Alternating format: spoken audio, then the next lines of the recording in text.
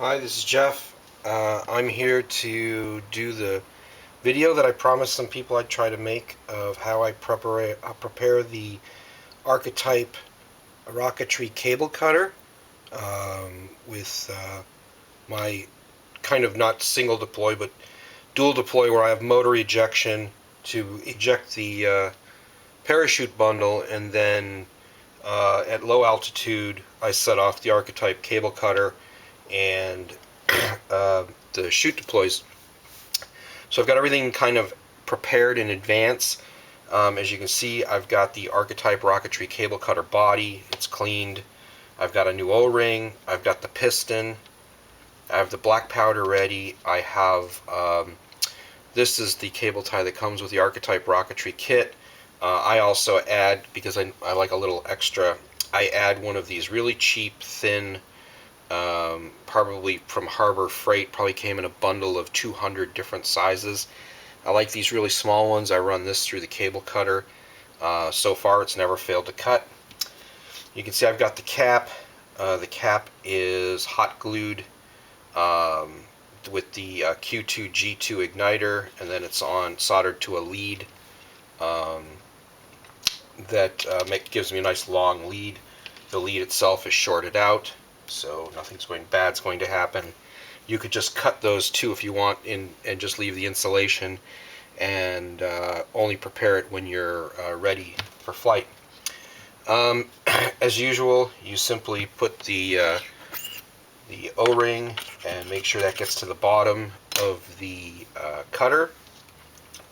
You place the cutter, the cable tie in the cutter vertically. It'll move around a little bit, but vertically, meaning it's going to chop vertically through the cable tie. You take your piston and you put your piston in, and down it goes, nice and easy. You're all set there. You don't want any sticking. Take your black powder, right, and you want to just pour the black powder nicely on top of the piston, and there it all goes. Good. This time I got like 99.9% of it in instead of on the counter. Alright, all in. That's about a little over 1/10 of a gram according to this measurement. I like to use a tiny bit more than they recommend because, as my buddy Kurt Gugesberg always said, Mo is better. Then we're going to screw, and this is a little bit awkward because of the fact that the lead is already on it. So I kind of turn the cable cutter itself, the body. There's not many threads to go, so it doesn't take long to get down to the bare necessities there, where it's nice and tight, like so. And of course I've got my leash so that I don't lose my cable cutter. And there we are. Okay, so the cable cutter itself is prepared, and I'll just put that off to the side for a second.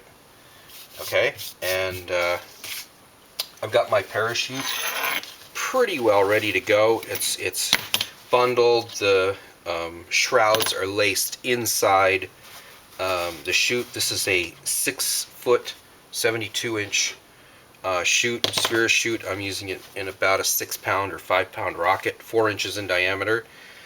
If I was using it in a 3-inch rocket, I'd pack it differently so that it was longer and not as wide.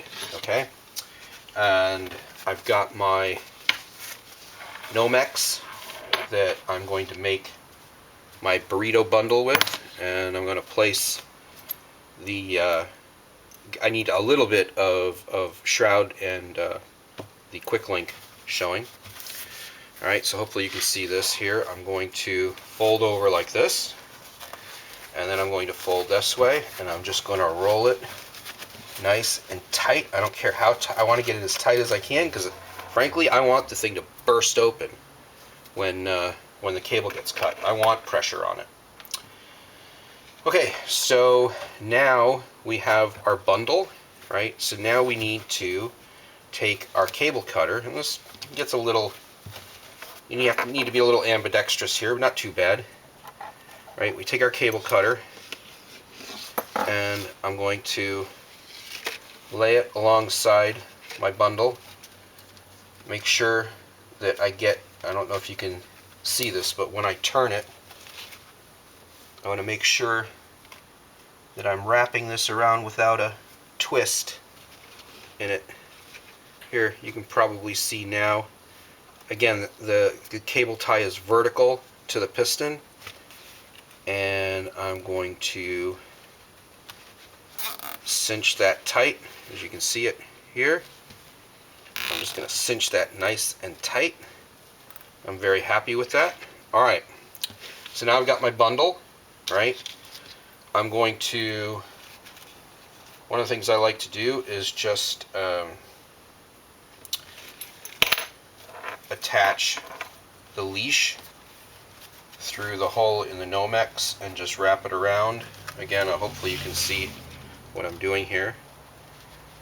And I just slip it through this link. And now I'm not going to lose my cable cutter so long as I don't lose my bundle and my... also, of course, you want to cut those cable ties. Alright. Now, I'm going to make a little bit of a strain relief. I'm going to take the lead and just hold this so it doesn't move around a lot. And I'm just going to take these and I'm going to bring them through. It takes a little effort sometimes because that is a very tight cable tie. But I'm just going to take them through, and I don't want to pull too hard here. Just get it nice and straight so it stays straightened out about like that. That looks fine. Right, I can take up as much as I want right about there. Bring it through, and then one more time. Okay, now I've created a bit of a strain relief on this end of the cable, of the igniter wire, the lead. Alright, so this is actually going to my rocket. You can't see it, it's sitting next to me down here on the side. But this is actually going to my rocket. Alright, so I'll take the quick link out for the moment. Alright, and what I'm going to do with this is I'm going to slide, of course, my bundle now. This is now my bundle. I'm going to slide this through. Hopefully this isn't all too hard to see on the camera. Slide this through, bring the loop where I put the parachute on through. Okay? I'm going to do it again. And the reason I'm doing it again is I don't want this to slide up and down. I don't want the bundle sliding around. Right? If it slides up and down, there's a chance it'll break the wire. Right? So now, this is not going to slide up and down on the shock cord. It's going to stay put right where it is. Okay? Now I can take the quick link of my parachute and I can put it through this loop. I know most of you hate knots. You say they make the nylon or the Kevlar or whatever weaker, whatever.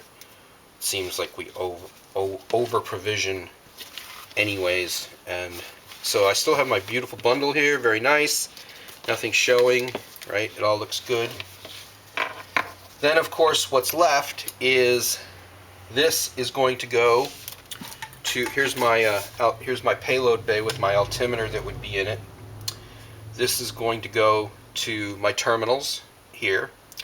What I wanted to show you though is once I get it on the terminals, what I also do is I'll just tie a couple wraps like that around my eyelet, my eye bolt. Again, strain relief, right? And what I test for, and that's actually wrong, because what I test for is I put this about like that, right? I stretch it all out, right? And I want to see how far this is going to come, okay? And so it's pretty close, so I probably don't want to go more than like that, right? So now I've got plenty here. This is still going to remain probably even less than that. This could have been a longer lead. Take note. Okay? I'm going to give it, again, I want just enough so that this can't when this stretches out, I don't want this really pulling too much on my wire, right? Or at all, frankly. So what I want to do is make sure this is stretched out and then give this just a little more. So I'm not going to have a lot of wire left, but there's enough to get it to the terminals. I may take this back apart and actually put a longer wire on it because I prefer to make sure that either that, or actually what I can do is, you can see I have a little bit more room here. I'll undo this, slide it forward right up to the knot, and that'll give me an extra few inches. Again, you just want to make sure that when your bridle or your shock cord here is fully extended, that you're not pulling on this. You don't want this to be the only thing having tension, because it could just rip your terminals right out. Anyways, that's how I prepare it. Hope this was educational. Obviously this link will then go on here, which will go to here. As I said, this wire could either be a little longer, or I will slide my bundle a little further up. I've got a good 4 inches here that I can slide the bundle up. So I will unwrap this, slide it forward, wrap it again, and then I won't have any tension on that wire. Hope you enjoyed the video.